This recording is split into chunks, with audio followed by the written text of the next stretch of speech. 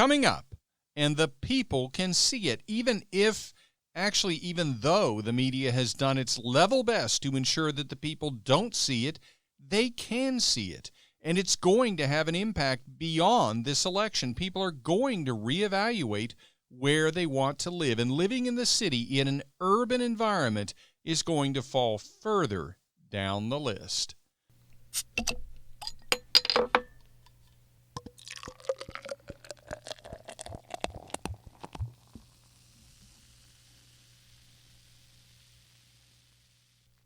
Welcome back to Political Spirits. I'm your host, Franklin Rye. We still stand for the proposition that the left and the right should have a few drinks and talk. Compromise is not a requirement. If those discussions result in us changing or even abandoning our positions, that's fine. If they don't, that's fine too. We just need to talk to each other. In that way, we can unify through speech. And if the discussion becomes a bit heated at the end of the night, we should still be able to split up the bar tab and be on our way. So what are we going to talk about this week? Well, first of all, it's the 100th episode of Political Spirits. You know, they say the 18th episode is sort of the watershed moment for a podcast. If you make it past the 18th episode, you're probably going to keep going for a while. I'm not sure if 100 in podcast terms is any sort of watershed, but it's certainly a nice round number, and I expect to be here for the 200th and the 300th and on, and I hope you'll be there with me. So before we get on to the more traditional content, let's talk for a moment about how far we've come together on the podcast and what are some of the best moments of those 100 episodes. Well, I can tell you that one of my favorites is still the premiere episode, episode number 1, with the title, Democracy Has a Self-Leveling Suspension. I still run into people who talk about episode number 1, but I have to admit the production quality is better now than it was back then. Other favorites? The historical episodes stand out, especially episode 33, about 3 heroic Americans, one of which you've probably never heard of. And the last segment of episode 24 about a B-17 crash. That segment was so emotional that I'll admit I had to record it multiple times because it broke me up. But more than anything else, Political Spirits is about politics. So which episodes about politics stand out? Well, episode 41, It's a Wonderful Election, certainly stands out. For anyone who thinks that Donald Trump's supporters won't show up at the polling place, listen to that episode and the experiences I describe at a Trump rally, and you'll think again. And the interviews, I've done 7 of them, and I've loved them all. And I've received a great deal of positive feedback from listeners about them. Favorites? Well, the only person I've interviewed twice so far is conservative movie critic Christian Toto, episodes 75 and 98. So you know he's a favorite. I've also received a lot of positive feedback about episode 94, the interview with real estate investor Victor Jernigan. And real estate investing is definitely not a typical topic for Political Spirits, so I'm very happy that one went so well. But perhaps my favorite interview was with Arthur Lieber in episode 78. The reason is because he's a Democrat and a former candidate for Congress, and he is very much an opponent of Donald Trump. And if you've been listening to this podcast, you know that I'm a supporter of President Trump. As a result, it was both an interview and a debate. And it's no surprise that at 1 hour and 5 minutes, it's the longest Political Spirits episode to date. And the reason it's such a great episode is that it was the opposite of cable news. We absolutely went at each other, but we did it respectfully, and we didn't talk over each other. And in so doing, we presented the listeners with a perfect example of the left and the right having a productive discussion, even though we weren't having a few drinks while doing so. I urge you to check out that episode. You won't be disappointed. And finally, the last several episodes have been some of the best of the entire podcast. Let me know if you agree, and let me know what you think of some of the earlier episodes I mentioned. You can send me a comment on Twitter at Franklin Rye or on Facebook at Political Spirits, or you can comment on YouTube at Political Spirits Network. I'd love to hear from you. Next topic.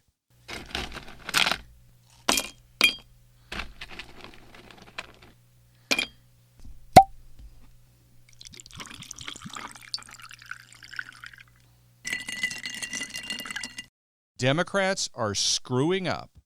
So we've talked in multiple episodes about how I don't believe the polls. We've talked about the fact that I still believe Donald Trump is going to win re-election. But I acknowledge that I can't say that with the same confidence that I did before the COVID pandemic. The scale of the issues we're facing, including the severe economic downturn from the shutdown in response to COVID, are so extreme that nobody could have the same confidence in their predicted election result that they did before COVID. But I still think that President Trump is going to win. Why? Because the Democrats are screwing up, and they're screwing up in a way that extends even beyond the election result. I could say they're screwing up because they're about to nominate Joe Biden, a man suffering from severe mental deterioration. I can't say he has dementia, but it's clear he's a shell of his former self in terms of mental acuity. If you put him on Celebrity Jeopardy, he'd even lose to Wolf Blitzer. It's that bad. But that's actually not the screw-up I'm referencing, because I'm referencing something that goes beyond the election. So how are the Democrats screwing up in a way that extends beyond the election? They have let their left flank get out of control. Am I saying that the Democrats could stop the rioting, the destruction of property in places like Portland? Yeah. If the party leadership aggressively attacked it by describing it for what it is, making clear to the local level elected officials in the party that they will be throwing them under the bus nationally on the media and otherwise if they don't take aggressive action to stop it, yes, the Democrat Party could stop the rioting. But they won't do it. They won't risk offending the left-wing extremists. And in refusing to do that, the Democratic Party isn't just risking this election. They're risking their ability to have success on the issues that they purportedly care about. They purportedly care about addressing problems with police brutality, although without evidence they claim that it's the result of racism. But police brutality, instances of police misconduct, and trying to conclusively determine how widespread it is and take legal action against those who commit it is a real issue, a serious issue that is of concern on both sides of the political aisle. I've long been concerned that police unions are so strong locally that they prevent the issue from being addressed, and I have no doubt that I am far from alone in that belief. But my beliefs that police unions are too powerful have changed. Why? Because the police are under attack, not just from leftist extremists like Antifa, but also from leftist Democrat politicians on city councils and mayoral offices in places like Portland and Seattle and Minneapolis and New York City. They're pushing for defunding the police, for eliminating plainclothes police officers, for replacing police with social workers. Meanwhile, police are literally under physical attack, and in some instances, they've been targeted for being police and assaulted and actually murdered. And as these efforts to shrink and punish police departments have been pushed around the country, murders have surged in multiple cities. And they haven't been just the ones I mentioned. Check out the article by Stephanie Pagonis on foxnews.com on August 3. It's entitled, "Large U.S. Cities See Double-Digit Surge in Homicide Rates in First Half of 2020, Report Finds." More than 36 of our largest cities saw double-digit increases in murder rates. How likely do you think it is that moderates and conservatives are going to think in this environment, with police forces under attack both politically and physically at the same time that murder rates are surging, you know what, police unions are too powerful, we need to rein them in? Not likely. Even traditional liberals are going to be dramatically less likely to feel that way. And as more and more police retire or quit in places like Minneapolis, fewer and fewer people will think police unions are too powerful. And in the end, the likelihood of reliably studying, identifying, and taking legal action against actual police brutality will be reduced.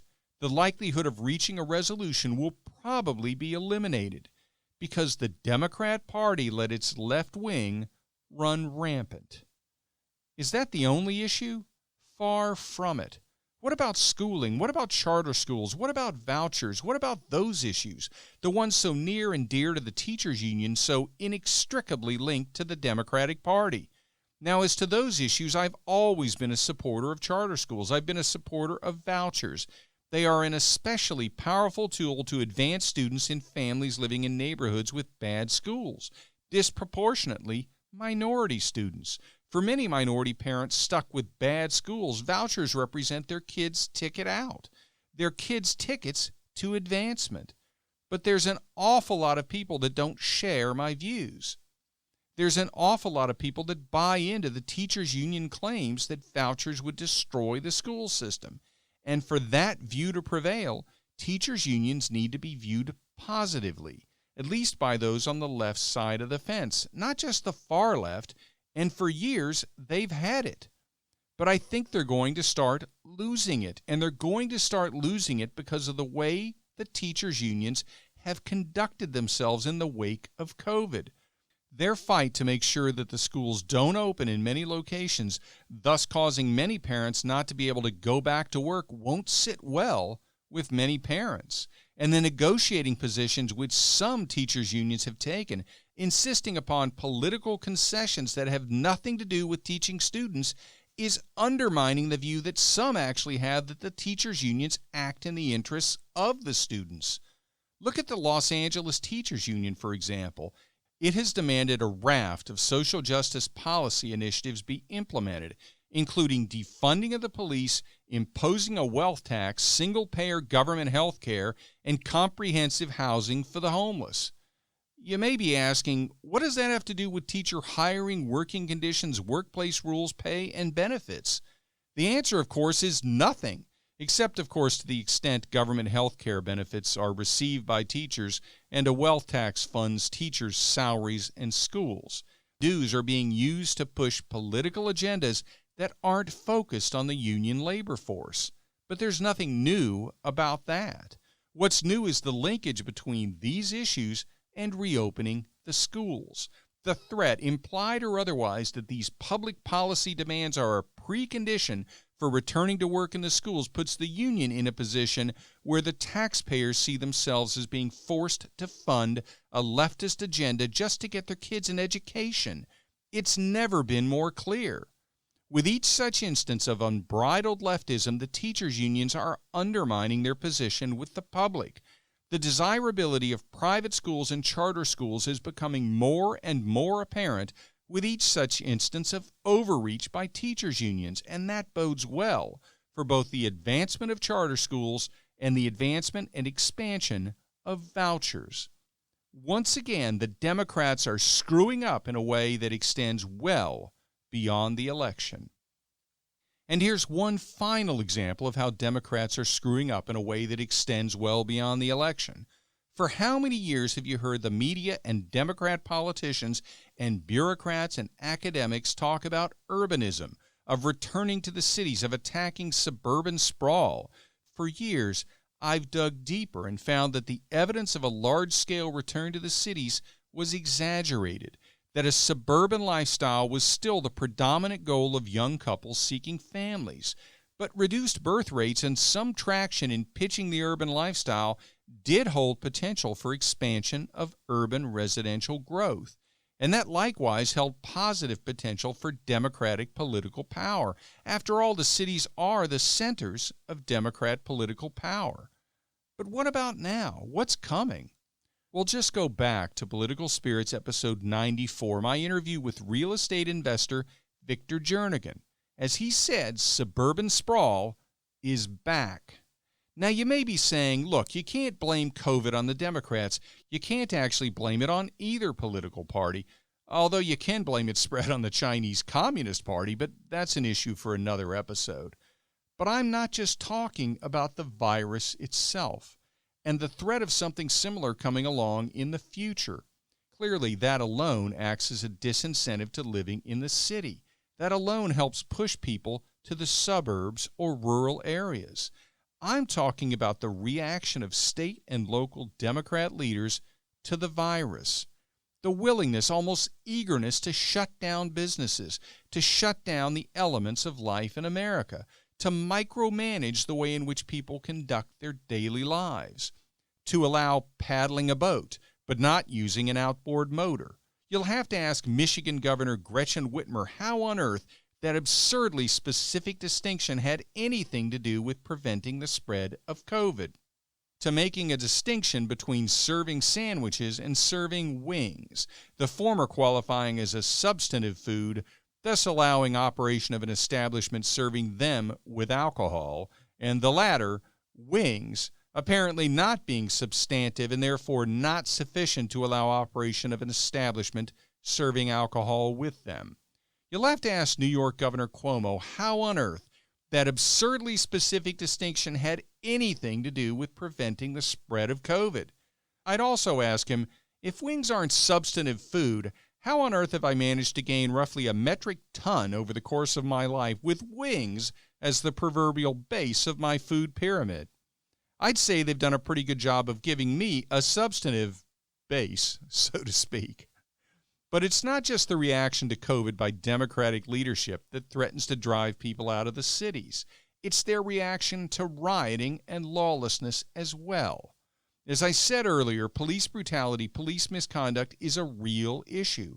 You can study it, identify it, and take action against it without being foolish, without going insane, without overreacting to the point of putting the population at risk, of abandoning your responsibility as an elected representative. But apparently not if you're a Democrat mayor or a Democrat city council member. Now, I know that's an exaggeration because not every Democrat mayor and not every Democrat city council member has signed on to the defund the police insanity. Not every Democrat mayor and not every Democrat city council member has signed on to refusing to react forcefully to rioting, to refusing in many instances to even criticize rioting or even label it as rioting, as opposed to refusing to acknowledge it and labeling it as, quote, mostly peaceful protests, close quote. But even if they haven't signed on, they're rarely speaking up. They're refusing in most instances to aggressively speak the truth, to call out their party brethren for pitching these insane ideas, and they're refusing to do so for fear of the backlash from the left. They're refusing to do so because they're trying to protect their careers. They're not doing their jobs. In fact, they're deliberately not doing their jobs in an attempt to save their jobs. And the people can see it, even though the media has done its level best to ensure that the people don't see it, they can see it, and it's going to have an impact beyond this election. People are going to reevaluate where they want to live, and living in the city in an urban environment is going to fall further down the list. Now, you might say to yourself, that really isn't bad for the Democrats. Sure, their power center is in the urban areas, but the people that move out of the cities are not going to be replaced by Republicans. So even if the cities become smaller, there's still going to be Democrat strongholds. And you'd have a point. But the open question is whether the Democrats that leave the cities will remain Democrats. That's a really interesting question. I think most will. But how many will change, even if it's not the majority? I've said for years that the media and the country would be better off if media headquarters weren't simply located in the largest media centers like New York and Los Angeles. We'd all be better off if some of them were located in places like Des Moines, Iowa, or Boise, Idaho. Over time, where you live, what your neighbors think, the issues you face, which are neighborhood-specific, of building roads rather than building subway stations, for example, can have an influence on your politics. How much of an influence and how soon, and how will it affect your children's political views? Those are the open questions, the huge questions, the unanswered questions. But the question of whether views will be influenced by a move to the suburb isn't an unanswered one. Some people's views will be changed. That really isn't open to argument. How many people will change is an open question. And the answer to that question will also help answer the question of just how badly the Democrats screwed up. There's one more thing which really isn't open to argument. and that is that I'll be back next week with another episode of Political Spirits. Count on it, and tell your friends to count on it as well. And like the podcast on Facebook at Political Spirits, and follow me and the podcast on Twitter at Franklin Rye. And remember, all episodes are now on YouTube as well, and the YouTube channel is named Political Spirits Network. If you're watching on YouTube, be sure to like and subscribe and hit the notification bell, and select all after you hit the bell. This is Franklin Rye. Thank you for listening.